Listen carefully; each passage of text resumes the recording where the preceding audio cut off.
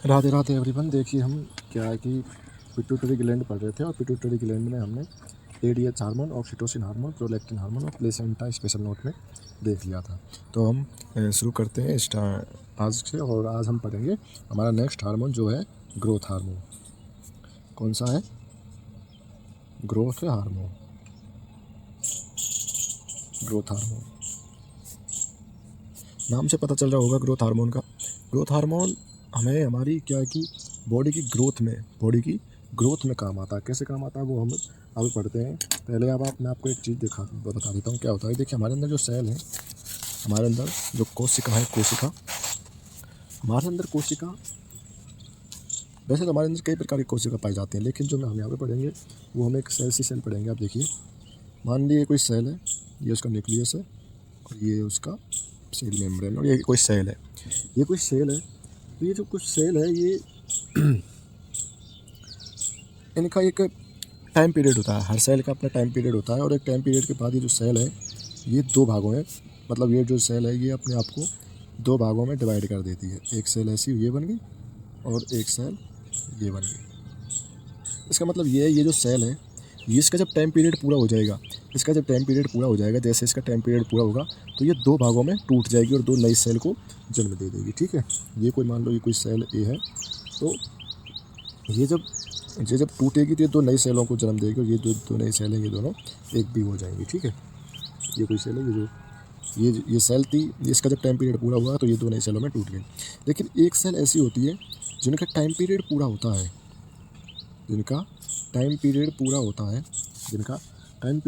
और वो नई सेल्स में नहीं बढ़ती हैं, वो ख़त्म हो जाती हैं। और वो ख़त्म हो जाती हैं। ऐसी जो सेल्स होती हैं इनको हम कहते हैं कॉर्पसल्स। क्या कहते हैं? कॉर्पसल्स। हिंदी में बोलते हैं कनिका। देखिए मैंने आपको क्या बताया, एक सेल ऐसी होती है जिनका टाइम पीरियड पूरा होता है तो वो दो सेल में बढ़ जाती हैं, दो नई सेल बना देती हैं। लेकिन एक सेल ऐसी होती है जिनका टाइम पीरियड पूरा होता है तो वो मर जाती हैं, वो दो नई सेल्स में डिवाइड नहीं होती हैं। क्या होती हैं? डिवाइड नहीं होती। ऐसी सेल्स को हम कहते हैं कॉर्पसल्स। और ऐसी सेल्स का जो एग्जाम्पल है वो है RBC और WBC। जब मैं आपको ब्लड ग्रुप पढ़ाऊँगा तब इनको बहुत डिटेल में पढ़ाऊँगा, लेकिन अभी के लिए आप ऐसे इतना जान लीजिए। ठीक है, आप इतना जान लीजिए। उसके बाद एक और हमारे अंदर जो सेल है, हमारे अंदर एक और सेल पाई जाती है।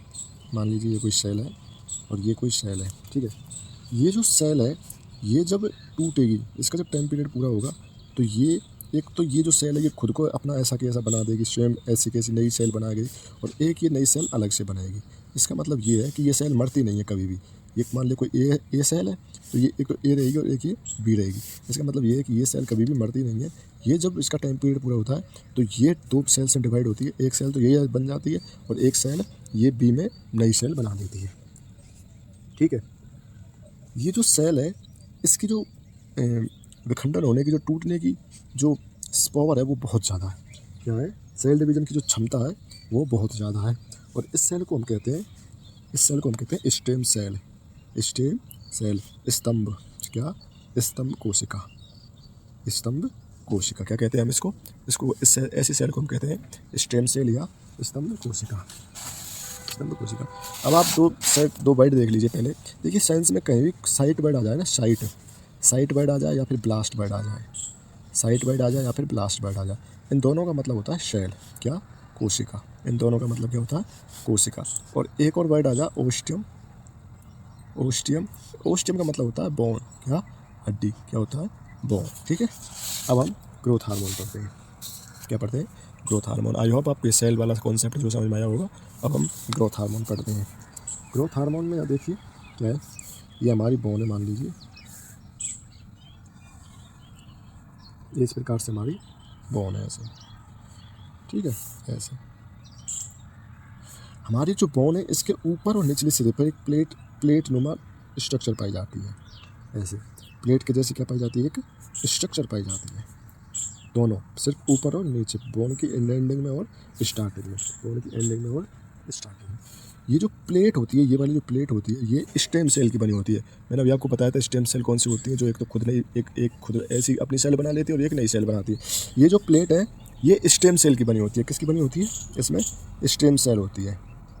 क्या होती है? Stem cell. ये प्लेट है ये, और ये किसकी बनी होती है? स्टेम सेल की बनी होती है। ये जो स्टेम सेल की बनी होती है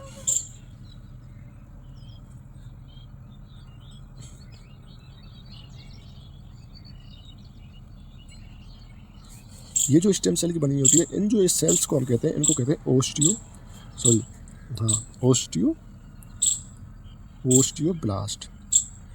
देखिए मैंने अभी आपको बताया था कि जो सेल के लिए यूज़ करते हैं ब्लास्ट, और ओस्टियम का मतलब होता है हमारी हड्डी, बोन। तो ये जो सेल है स्टेम सेल, इसको हम कहते हैं ओस्टियोब्लास्ट। ओस्टियोब्लास्ट की जो डिवीज़न की, जो सेल डिवीज़न की क्षमता है ना, वो बहुत अधिक होती है, बहुत अधिक होती है। तो ये सेल ऐसे डिवाइड होती जाती है, ये सेल ऐसे डिवाइड होती जाती है।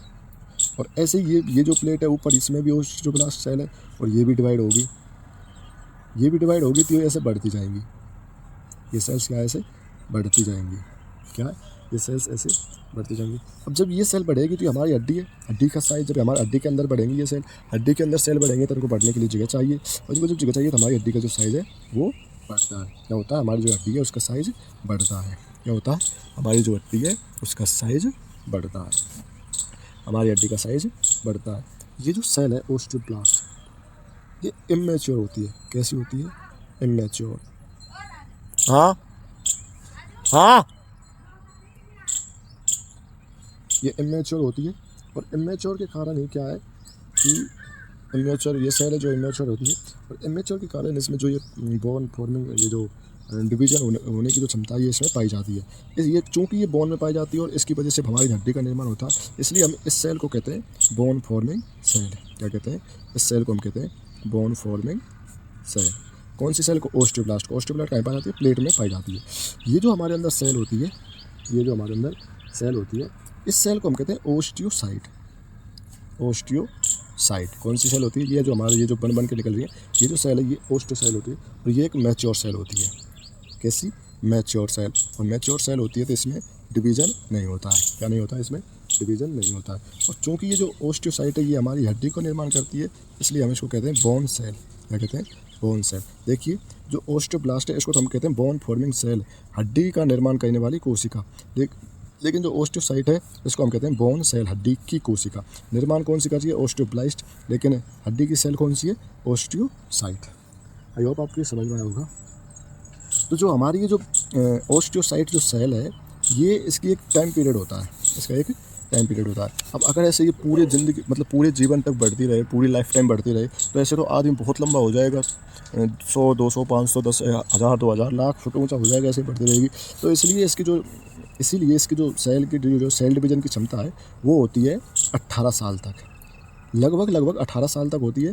किसी में ये 20 और किसी में 17, 16 भी, 16 तो नहीं, 17, 18 और 20 तक नॉर्मल रह जाती है, वरना एवरेज 18 साल तक हमारे अंदर ओस्टियोब्लास्ट सेल बढ़ती है, इसमें डिवीज़न होते हैं।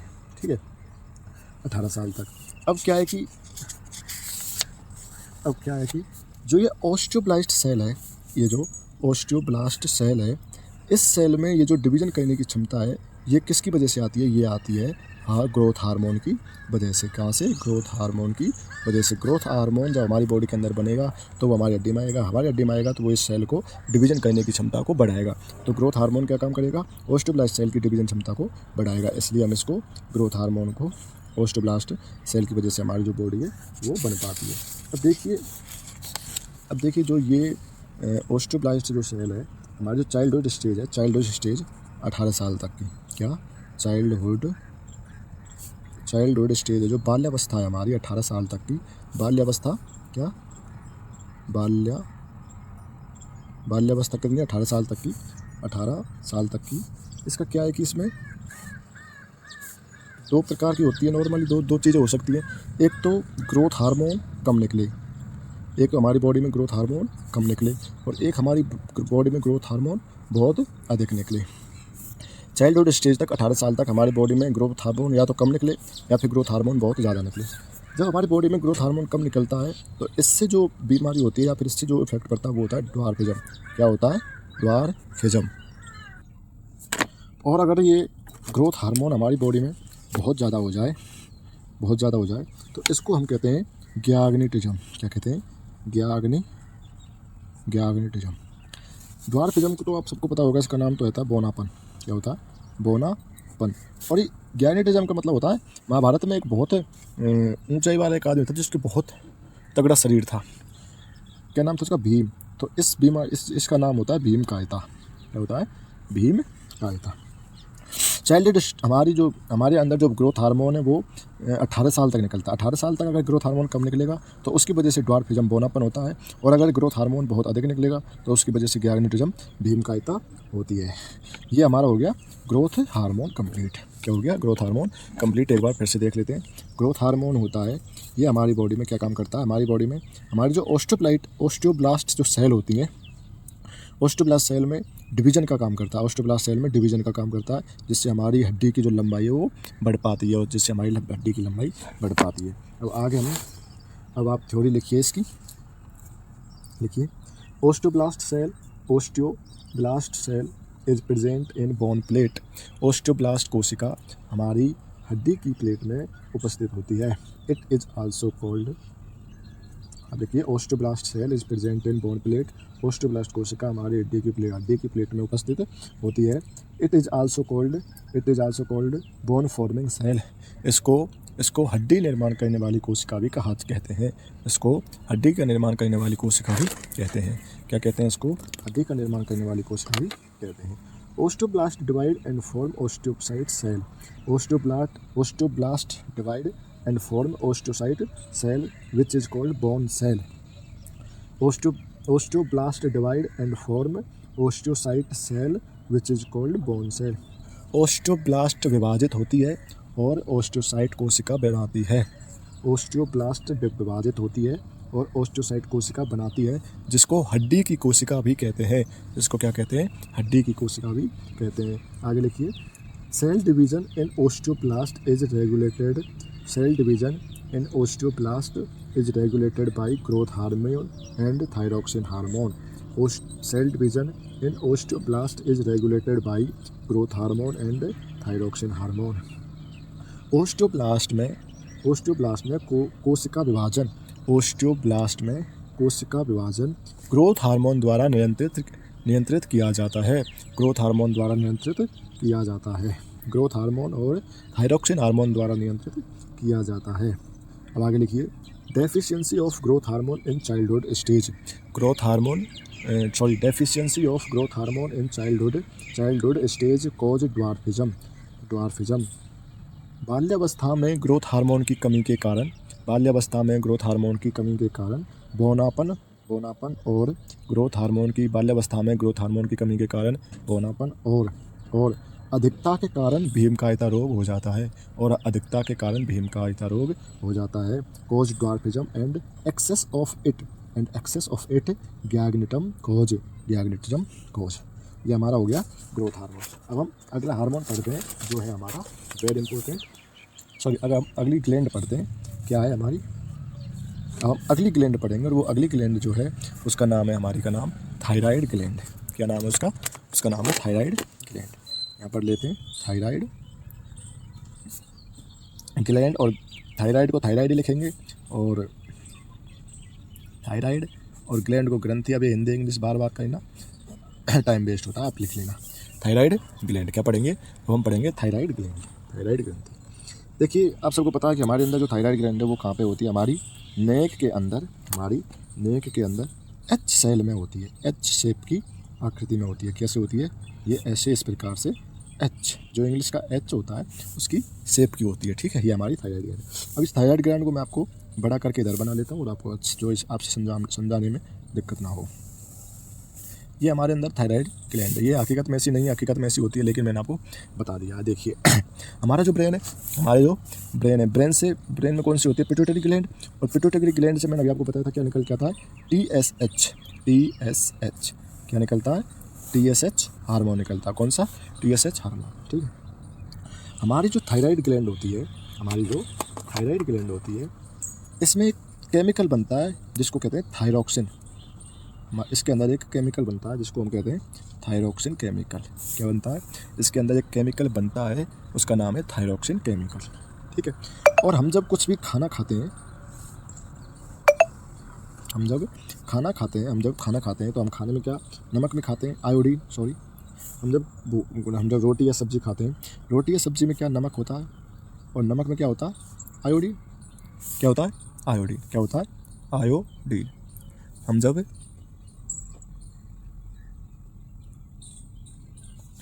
जब खाना खाते हैं तो हमारी रोटी सब्ज़ी में क्या होता है, नमक, और नमक किसका बना होता है, आयोडीन का। किसका बना होता है, आयोडीन का।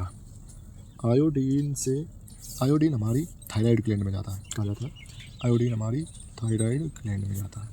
आयोडीन हमारी थायराइड ग्लैंड में जाता है। और ये जो TSH हार्मोन है, ये हमारी थायराइड ग्लैंड को क्या करता है, स्टिमुलेट, क्या करता है, एक्टिव करता है। साइंस में एक वर्ड होता है स्टिमुलेट, और स्टिमुलेट का मतलब होता है एक्टिव करना। क्या करना, स्टिमुलेट का मतलब होता है एक्टिव करना। तो ये जो TSH है, ये हमारी थायराइड ग्लैंड को एक्टिव करता है। बस इसका यही काम है, ये हमारी थायराइड ग्लैंड को एक्टिव करता है। इसलिए इसका जो नाम है वो है थायराइड स्टिमुलेटिंग हार्मोन। क्या नाम है, रटने की ज़रूरत नहीं पड़ेगी। ये हमारी थायराइड ग्लैंड को एक्टिव करता है, और साइंस की लैंग्वेज में एक्टिव करने को स्टिमुलेट कहते हैं। तो थायराइड स्टिमुलेटिंग हार्मोन, क्या, थायराइड स्टिमुलेटिंग हार्मोन। अब ये जो केमिकल अंदर हमारे जो बना थायरोक्सिन, ये आयोडीन के साथ मिलकर, क्या, ये आयोडीन के साथ मिलकर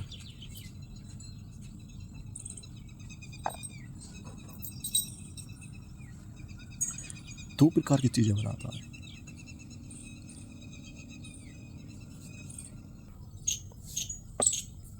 देखिए, जब हमारी बॉडी में आयोडीन जाता है तो ये थायरोक्सिन नहीं है, थायरोनिन है। क्या, ये थायरोनिन है। ये जो आयोडीन है, ये हमारी जो बॉडी में जाता है तो ये थायरोनिन केमिकल के साथ कंबाइंड होता है, ज़्यादा जुड़ जाता है, कंबाइंड हो जाता है, तो ये I3 बनाता है। क्या बनाता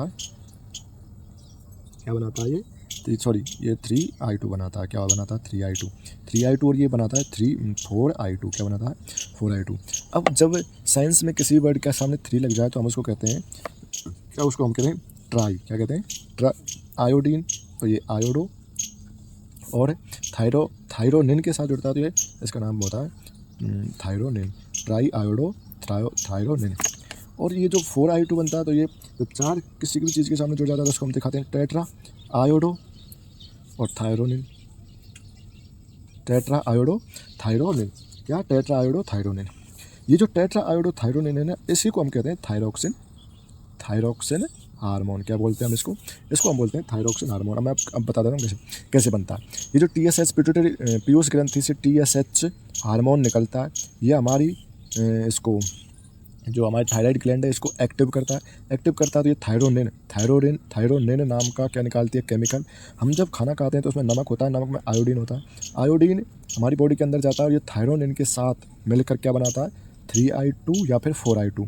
3I2 ट्राई आयोडो थायरोनिन और टेट्रा आयोडो थायरोनिन को हम क्या कहते हैं, थायरोक्सिन हार्मोन। किसको, ये जो ट्राई आयोडो थायरोनिन है, ये भी बाद में किस में बदल जाता है, टेट्रा आयोडो थायरोनिन में, और इसको हम बोलते हैं थायरोक्सिन हार्मोन। क्या बोलते हैं इसको हम बोलते हैं थायरोक्सिन हार्मोन।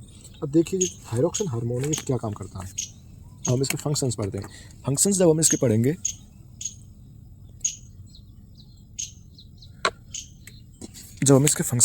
क्या पढ़ेंगे, जब हम इसके फंक्शंस पढ़ेंगे तो देखिए, जो हमारी जो बॉडी है, हमारा जो माइंड है,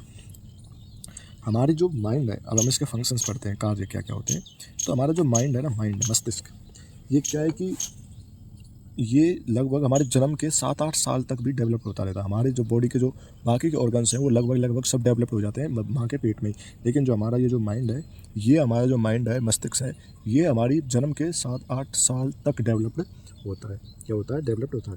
तो हमारा जो माइंड है, उसको डेवलपमेंट करने में थायरोक्सिन हार्मोन बहुत तगड़ी रोल निभाता है। तो अब आप लिख सकते हैं, it help in development of mind in childhood stage. बाल्यावस्था में ये हमारे मस्तिष्क का जो हमारा डेवलपमेंट है, उसको उसको कहने विकास करने में मदद करता है। उसके बाद है जो थायरोक्सिन हार्मोन है, ये हमारी जो सेल है उसके अंदर, हमारी जो थायरोक्सिन हार्मोन है हमारी जो सेल है उसके अंदर माइटोकॉन्ड्रिया होता है, तो माइटोकॉन्ड्रिया के नंबर को बढ़ा देता है। It increase the number of mitochondria in cell क्या कहता है। और ये हमारी जो बॉडी का जो टेम्परेचर है उसको कंट्रोल करता है। It control the temperature of body, शरीर के तापमान को। और मैंने अभी आपको थोड़ी देर पहले बताया था, जब मैंने आपको थोड़ी लिखाई थी तो क्या करता है कि ये हमारी बोन, तो ये हमारी जो बोन है उसको बढ़ाने में मदद करता है, तो ये हमारे शरीर की ग्रोथ में मदद करता है। It help in growth of body because, क्योंकि ये हमारे शरीर की लंबाई या वृद्धि करता है, क्योंकि इट इंक्रीज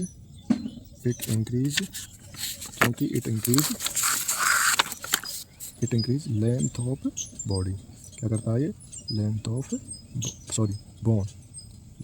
बोन हड्डी की लंबाई को बढ़ाता है। अब देखिए जो क्या होता है अगर इसकी कमी हो जाए, डेफिशिएंसी हो जाए तो क्या होता है। देखिए जो हमारी जो थायरोक्सिन हार्मोन है, अगर इसकी देखिए अगर हमारी बॉडी में आयोडीन की कमी हो जाए, किसकी कमी हो जाए? आयोडीन की। किसकी कमी हो जाए? नमक की। यहाँ पे आयोडीन की जो हमारी बॉडी में कमी हो जाती है, तो जो हमारी पिट्यूटरी ग्लैंड है ना, इसको लगता है कि मैं TSH हार्मोन कम निकाल रही हूँ, जिसकी वजह से थायरोनिन आयोडीन से नहीं जुड़ पा रहा है और थायरोक्सिन हार्मोन नहीं बन पा रहा है। तो जो हमारी बॉडी में आयोडीन की कमी हो जाती है, तो ये जो पिट्यूटरी ग्लैंड पीयूष ग्रंथि है, TSH हार्मोन को बहुत अधिक मात्रा में स्रावित करती है, बहुत अधिक मात्रा में निकालती है। चूँकि हमारी बॉडी में आयोडीन की कमी है और ये बहुत ज़्यादा मात्रा में निकालती है, तो थायरोनिन जो केमिकल है यही बहुत ज़्यादा मात्रा में बनेगा।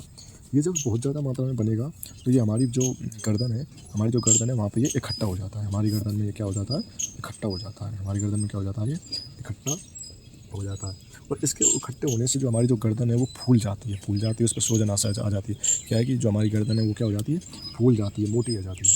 मोटी होने के बाद, जो फूलने के बाद हम इसको इसमें एक रोग हो जाता है जो आपने बहुत पढ़ा होगा बचपन में। उस रोग को कहते हैं उस रोग को कहते हैं हम गोइटर। क्या बोलते हैं? गोइटर को हिंदी में बोलते हैं घेंगा या फिर गलगंड। क्या बोलते हैं? गलगंड। घेंगा या गलगंड। किसकी वजह से होता है ये? आयोडीन की कमी से थायरोनिन केमिकल की ज़्यादा मात्रा से होता है। इसके ट्रीटमेंट के लिए क्या होता है? ट्रीटमेंट के लिए आयोडीन का इंजेक्शन दिया जाता है। क्या दिया जाता है? आयोडीन का इंजेक्शन दिया जाता है। आयोडीन का इंजेक्शन दिया जाता है। ओके, चलिए, आई होप आपको समझ में आया होगा। इसकी थ्योरी लिख लेते हैं, शुरू करते हैं। देखिए, फॉर फॉर्मेशन ऑफ थायरोक्सिन के निर्माण के लिए आयोडीन इज एसेंशियल। आयोडीन आवश्यक होता है। फॉर फॉर्मेशन ऑफ थायरोक्सिन के निर्माण के लिए आयोडीन इज एसेंशियल। आयोडीन जरूरी होता है। Iodine combined with thyronine and form thyroxine. Thyronine के साथ जुड़कर थायरोक्सिन बना लेता है। आयोडीन थायरोनिन के साथ जुड़कर थायरोक्सिन बना लेता है। कैसे बना लेता है वो मैंने आपको बता दिया यहाँ पे, ठीक है। अब देखिए, TSH hormone which is secreted from pituitary gland. TSH hormone जो पीयूष ग्रंथि से निकलता है, TSH हार्मोन जो पीयूष ग्रंथि से निकलता है या स्रावित होता है, एक्टिवेट थायराइड ग्लैंड थायराइड ग्रंथि को सक्रिय कर देता है। इसलिए TSH इज आल्सो कॉल्ड, इसलिए TSH को कहते हैं थायराइड स्टिमुलेटिंग हार्मोन। उसके बाद मैंने आपको इसके फंक्शंस बता दिए थे। ये फंक्शंस इसके आप लिख सकते हैं। क्या ये फंक्शंस है? आप इनको फंक्शंस को लिख लीजिए। उसके बाद आप थोड़ा सा लिखिए, due to deficiency of iodine, iodine की कमी से thyroxine hormone is also decrease. Thyroxine hormone कम हो जाता है। इसलिए pituitary gland secrete TSH in large amount, तो पीयूष ग्रंथि भारी मात्रा में TSH का स्रावित करती है।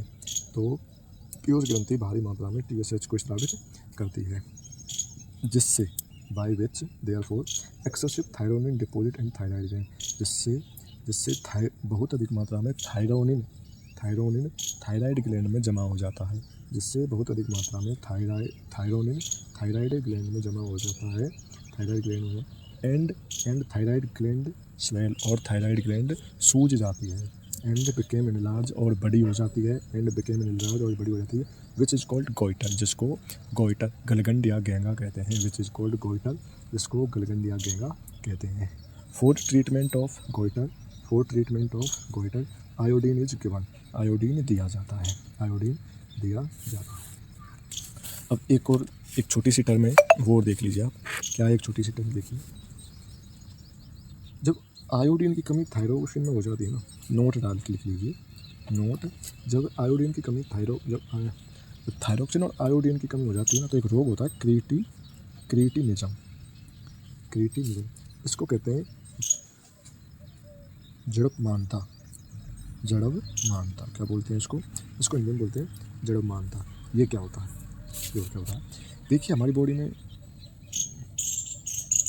में थायरोक्सिन हार्मोन की वजह से क्या होता है? थायरोक्सिन हार्मोन की वजह से हमारा जो ब्रेन है वो डेवलप हो पाता है, और थायरोक्सिन हार्मोन की वजह से ही हमारे जो बोन्स हैं वो बड़ी हो पाती हैं। ठीक है, तो ये जो थायरोक्सिन हार्मोन कम निकलेगा, T4 को थायरोक्सिन हार्मोन कहते हैं, तो इससे क्या है कि हमारी जो बॉडी है वो लेस डेवलप करेगी, लेस डेवलपमेंट ऑफ बॉडी, मतलब आदमी छोटा रह जाएगा, जिसको हम ड्वार्फ बोलते हैं, अभी पढ़ा था पीछे, बोना बोलते हैं। और इसी की वजह से लेस डेवलपमेंट ऑफ ब्रेन, हमारे मस्तिष्क का भी विकास नहीं हो पाएगा, जिसको हम कहते हैं मेंटल रिटार्डनेस। क्या बोलते हैं? मेंटल रिटार्डनेस, मंद बुद्धि, इसको क्या बोलते हैं? मंद बुद्धि। ये जो दोनों बीमारियों को मिलाकर बोलते हैं वो होती है क्रिएटिनिज्म। क्या होती है क्रिएटिनिज्म? एक तो आदमी छोटा हो, और छोटा होने के साथ साथ उसका जो मेंटल रिटार्डनेस और मंद बुद्धि भी हो, मतलब उसका जो दिमाग है वो पूर्ण रूप से विकसित ना हुआ हो, इन दोनों चीज़ों को मिलाकर बोलते हैं क्रिएटिनिज्म। जड़पमानता। क्या बोलते हैं? जड़पमानता। लेस डेवलपमेंट ऑफ बॉडी, मतलब एक तो आदमी बौना हो, और लेस डेवलपमेंट ऑफ ब्रेन, मतलब मंद बुद्धि हो, दोनों को मिलाकर क्रिएटिनिज्म रोग हो जाता है। क्या हो जाता है? क्रिएटिनिज्म रोग।